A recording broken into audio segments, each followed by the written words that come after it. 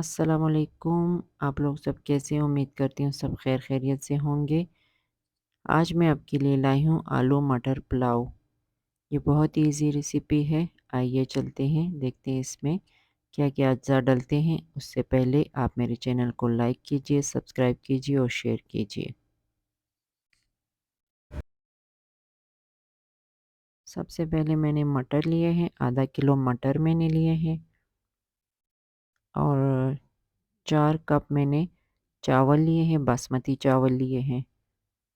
4 वो वाले कप, चाय वाले कप मैंने लिए हैं। और 2 खाने के चम्मच मैंने चिकन पाउडर लिया है। 2 आलू लिए हैं। लहसुन का पेस्ट मैंने 2 खाने के चम्मच लिया है। धनिया 1 गड्डी, उसको चॉप कर लिया था। और 6 अदद मिर्ची थी, सब्ज़ मिर्ची, उसे भी मैंने चॉप कर लिया था। 1 चाय का चम्मच ज़ीरा, सफ़ेद ज़ीरा और 1 बड़ी प्याज। बस ये चीज़ें थी। और तेल जो है वो अपने हिसाब से लीजिएगा, कम या ज़्यादा। मैंने आधा कप लिया है तेल, आप अपनी मर्ज़ी से लेना।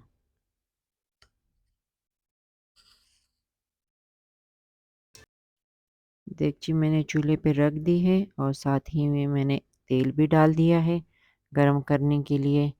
जैसे ही तेल गरम हो जाता है मैं इसमें सारी चीज़ें ऐड कर दूंगी।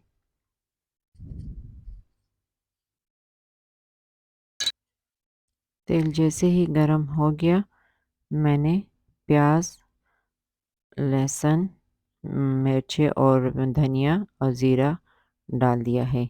अभी मैं इसको हल्का सा फ्राई करूँगी, 5 मिनट में इसको फ्राई करूँगी। फिर उसके बाद मैं इसमें पानी ऐड कर दूँगी।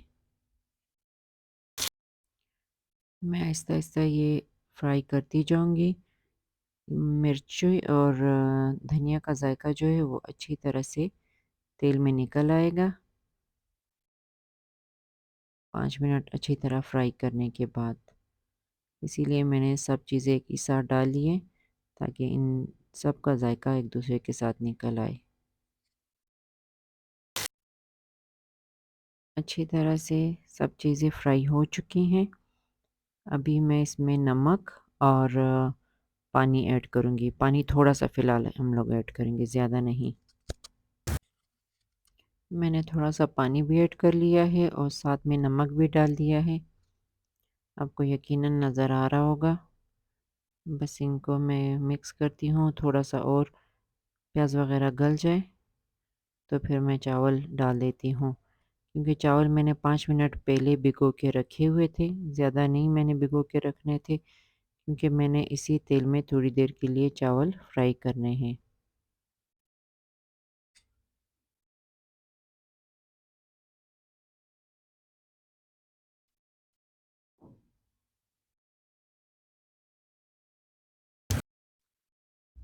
और साथ ही में मैंने चावल भी डाल लिए हैं देगची में।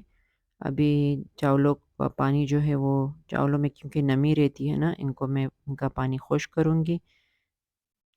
3 मिनट के लिए मैं इसे अभी फ्राई करूँगी इसी तेल में प्याज के साथ। अच्छी तरह हमने इसे फ्राई करने हैं और ताकि टूटे भी ना चावल और अच्छी तरह फ्राई भी हो जाए। चावलों में भी थोड़ी सी नमी नज़र आ रही है। मज़ीद मुझे इसे और भी खुश्क करना है।